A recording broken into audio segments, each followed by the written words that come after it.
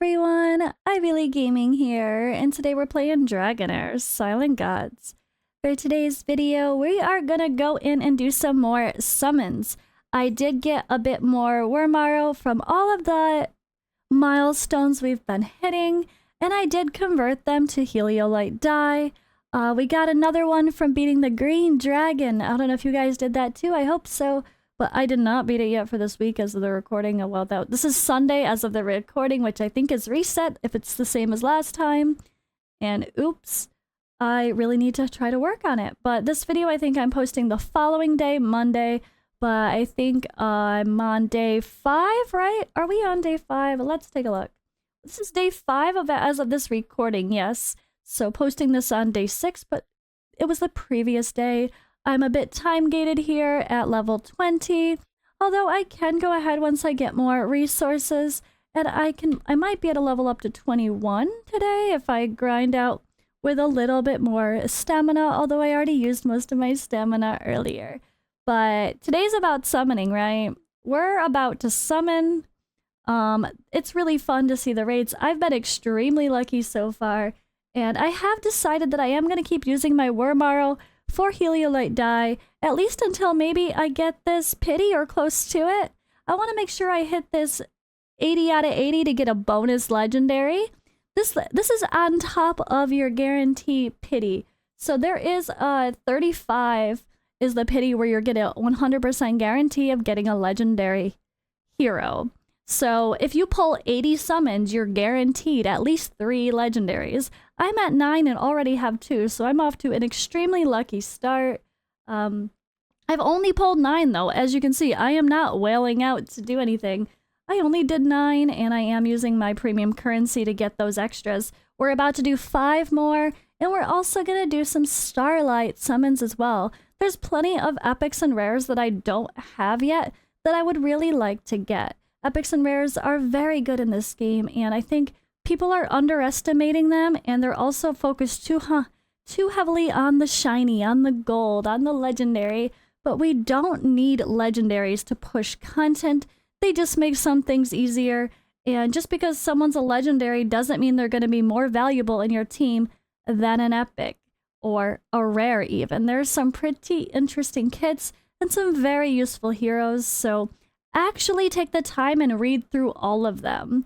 Try to pay attention to your elemental affinity as well, and I promise you won't regret it. I am using a team. Actually, before we summon, I should let you guys know what we're up to, right? Where did I go? What did I get last, I should say?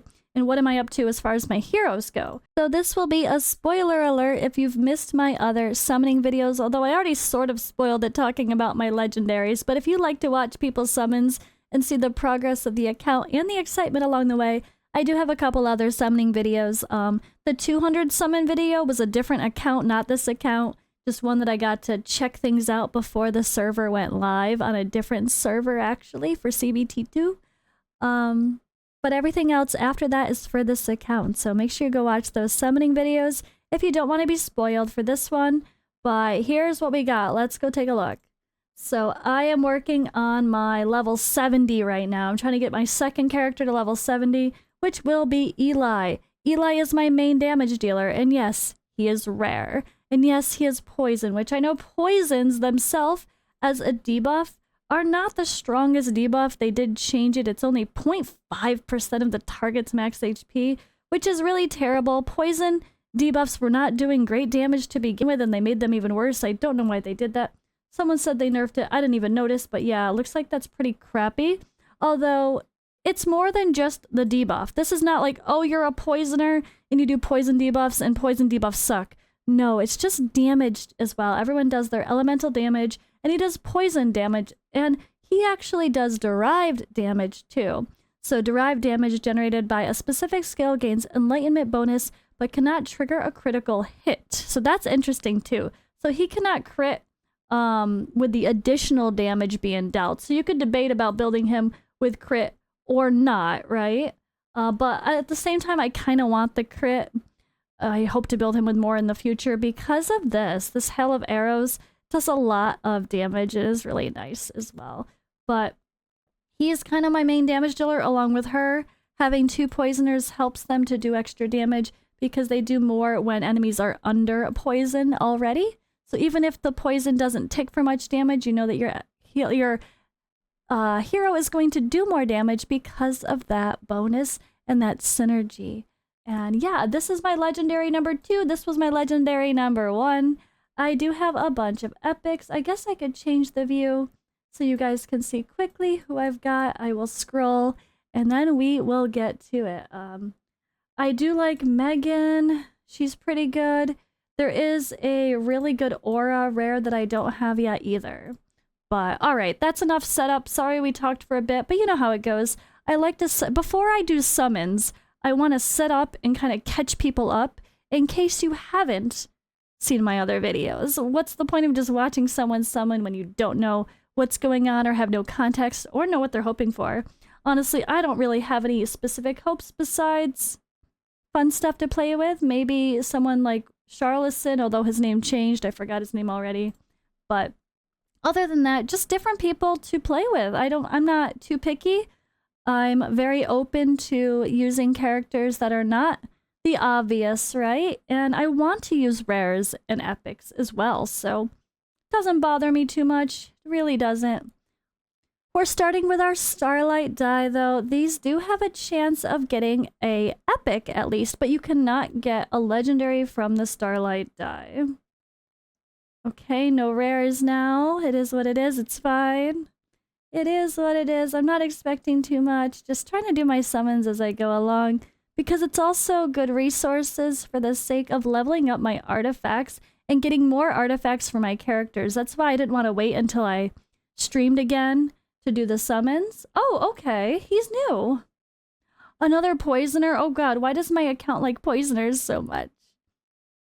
But I really needed more of the essence of creation to level up my artifacts, and I needed to get more imprint stones to get some more as well for the correct, I guess, synergy, because I have ones that don't make sense for like my main character, our adventurer.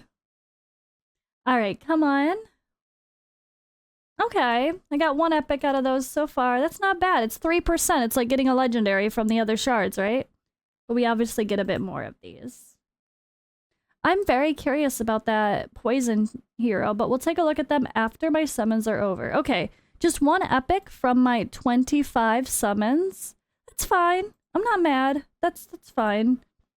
Alright, and we have a 5 pull. Can the crazy account and streamer luck continue? This account has been so blessed. Every time I've summoned these, I've gotten something out of it, pretty much. And nope, my luck stops here. No hate. I don't expect it. All right. What's the epic though, I wonder? Wanderer might actually, Vani is going to be someone I end up using. Okay. Oh, interesting. Look at all the poison. I got 2 poison epics. How do they know I'm using poison? How do they know? She's got such a gorgeous look as well. All right, so that's my summons now. Let's go take a minute and take a look at what we got. So I've been loving these 2 together, but if the new poisoners are really good, I honestly don't know anything about them yet because I had never used them before, and when I did use poisoners back pre-CBT2, I really didn't like them, but right now I'm loving it. Whoa, he looks amazing. He looks so cool. Look at him. I love it. It's great. And he's got an aura. Increases all allies' defense by 24% in dungeon battles. Oh, and he's defense-based. Ooh. I wouldn't mind using a no Lego team. Let's see how his skills are. Please be good support. When dealing or not support, defense, but yeah. Please be a good tank is what I mean to say. When dealing damage to enemies under debuffs, the hero has a 30% chance of healing the ally with the lowest HP by 150% of his defense and dispelling a debuff from them. Oh, he's got a cleanse. Oh, a cleanse. I like that. Extra chance to cleanse is always helpful. Generates a healing nexus around the hero for 6 seconds, healing allies within range by 50% of his defense. So he's a healer with a heal based on defense. Weird. Oh gosh, is he gonna be better than my rare healer? She has a little bit of a cleanse chance too. I wonder which one's gonna be more valuable. Alright, let's take a look at his ultimate. Deals poison damage to enemies with a 75% chance of inflicting a decreased attack, an attack penalty level 2 for 10 seconds. Okay, so he's gonna bring a decreased attack, a heal, and a cleanse. Wow. And we have another support. Oh my goodness. Alright, let's read her too. Cyphrus. Oh. Passive. When the hero is below 30%, gains resurrection at death for 10 seconds. Sorry, when the hero's HP is below 30%, gains resurrection at death for 10 seconds. They will revive with 30% HP after being killed. Oh gosh. Alright, and then we've got consumes a small amount of HP to heal all allies by 20% max HP. Another healer. Oh goodness. Oh my goodness. Alright. And then consumes an amount of HP to resurrect 2 random allies. We have a reviver. Grants defense up to all allies as well. Defense up 2, actually, which will be like the 50% increased defense. So she heals everybody by 20% max HP, but she does have to sacrifice a little bit of hers, which is quirky. So you'd really have to build her with some high HP, right?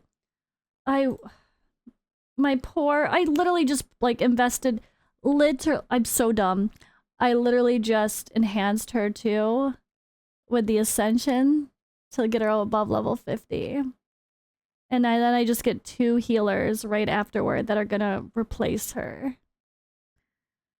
And I can't reset her again. Oh, I really wish this game had reset for longer than a couple days. This really sucks, honestly. That's so much resources that I can't get back. And she's pretty much useless now if I decide I want to use the other ones instead.